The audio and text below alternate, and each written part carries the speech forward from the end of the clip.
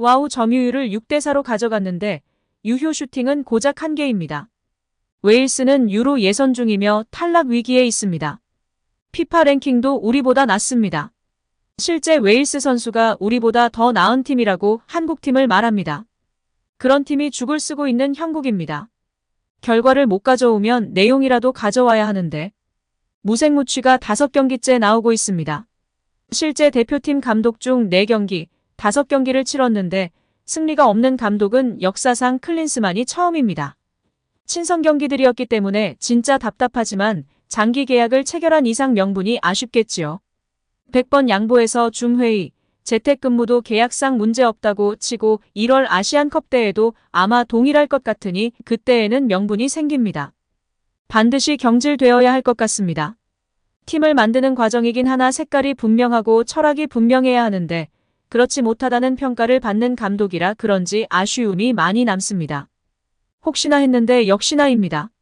아시아 최초 수비수 발롱도르 후보에 선정된 선수가 있고 프리미어리그 득점왕 출신의 바로 전 경기 해트트릭으로 물이 올라있는 선수들을 잘 활용 못하는 건 감독 역량입니다. 부디 아시안컵에서도 동일한 모습 보여주셔서 깔끔하게 작별하기를 바랍니다. 여기에 경기 후 인터뷰에서 또 한 번 우리를 놀라게 하고 있는데요. 전술적 색채에 대한 비판에 또 한 번 동문서답하고 있습니다. 전술적 색채보다 선수단 구성이 더 중요하다. 지금은 세대 교체 중이라며 아주 떳떳하게 말하고 있습니다. 자신의 문제에 대해 전혀 인식하고 있지 않는 모습인데요. 선수 시절 슈퍼스타여서 그런 걸까요? 아니면 주변에 이야기를 해주는 사람이 없을까요? 아니죠. 분명 이야기해주는데 안 듣는 거죠. 고집인 거죠. 제발 전술적 색채, 전술 철학에 대한 고집이 새길 바랍니다. 이번 웨일스전에서 점유율은 우리가 61%대 39%로 앞섰지만 슈팅 숫자에서 4대 11로 웨일스에 크게 밀렸습니다. 웨일스는 이날 경기 전까지 최근 유로 2024 예선 4경기에서 7골을 내주며 수비가 불안한 모습이었고 성적도 좋지 않았습니다. 1승 1무 2패로 불안한 모습을 보이고 있었는데요. 이런 팀을 상대로 무득점한 클린스만 감독의 전술 역량에 큰 박수를 보내고 싶네요. 아우. 클린스만 감독은 경기 후 기자회견에서 동문서답의 진술을 보여줬습니다. 특히 전술적 색채에 대한 물음에 대한 답변이 가관이었습니다. 기자는 제일 먼저 경기 소감에 대해 물었는데요. 클린스만 감독은 상당히 어려운 경기였다. 양팀 모두 준비한 대로 경기를 풀어가는데 상당히 어려움을 겪었고 골 찬스도 많이 만들지 못했다. 하지만 대등한 경기였다. 웨일스가 5백으로 나와서 무너뜨리는데 상당한 어려움이 있었다. 웨일스가 수비를 잘했다.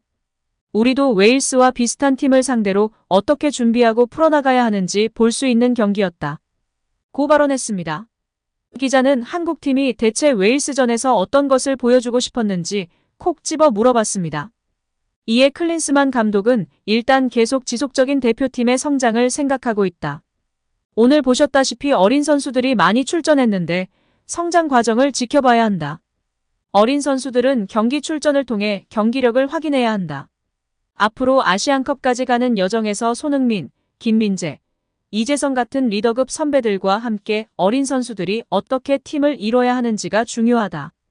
3월 A매치와 비교할 때 많은 변화가 있었다.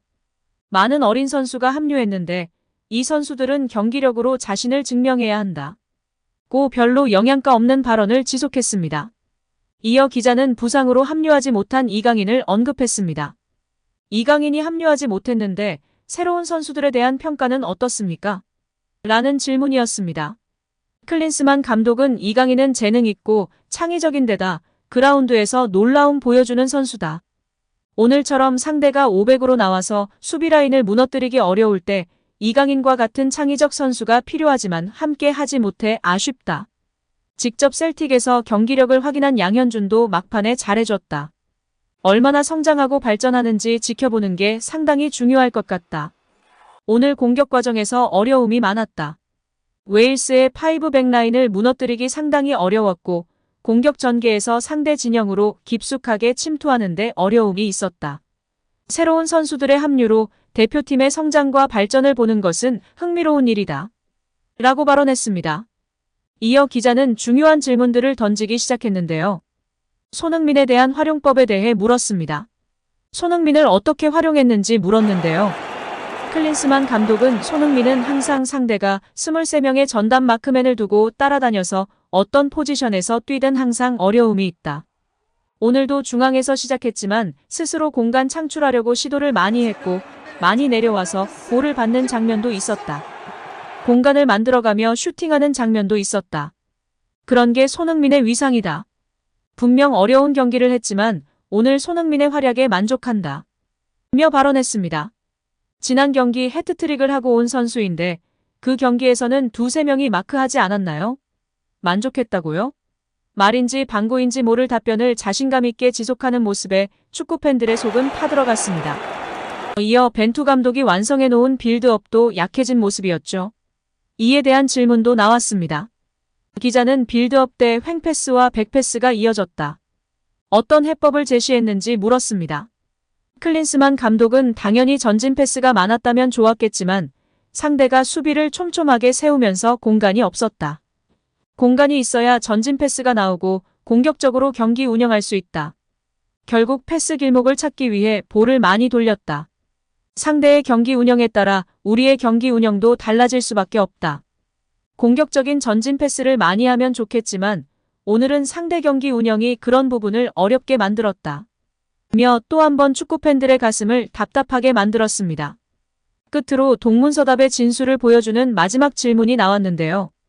기자는 클린스만호의 색깔은 무엇인가 라며 질문했습니다. 클린스만 감독은 지금은 과정이라고 말하고 싶다. 11월에 시작하는 2026 북중미 월드컵 예선과 내년 초 열리는 카타르 아시안컵에 대비해서 선수들을 점검할 좋은 기회라고 생각한다. 오늘까지 5경기를 통해 상당히 많은 부분을 관찰했다. 대표팀은 월드컵 사이에 많은 세대 교체가 이루어지고 새로운 선수들이 합류하면서 활약하는 모습을 볼 수 있는데 지금 세대 교체의 과정을 거치고 있다고 생각한다. 이 과정에서 어떤 선수들을 최종 명단에 포함할지에 대한 고민을 저와 코칭 스태프들이 계속하고 있다. 좋은 결과를 만들 수 있을 것 같다. 며 발언을 마쳤습니다. 지난번에 본인이 직접 기자회견을 요청해서도 전술적 색채에 대해 이야기하지 못했고 보여준다고 했는데 여전히 동일한 모습을 보이고 있어 진짜 축구팬들이 화가 나는 상황입니다. 지난번에 이어 이번에도 동일하게 동문서답하고 있는 건 정말 독일 때부터 많은 언론이 이야기한 클린스만의 전술적 부재의 확답인 것 같습니다. 아시안컵을 드디어 우승할 수 있나 싶었는데요. 확실한 경질의 이유가 되길 바라야겠습니다. 오늘도 시청해주셔서 감사합니다. 늘 건강하시고 더 좋은 영상으로 찾아뵙겠습니다. 구독과 좋아요도 잊지 마시고 부탁드립니다. 감사합니다.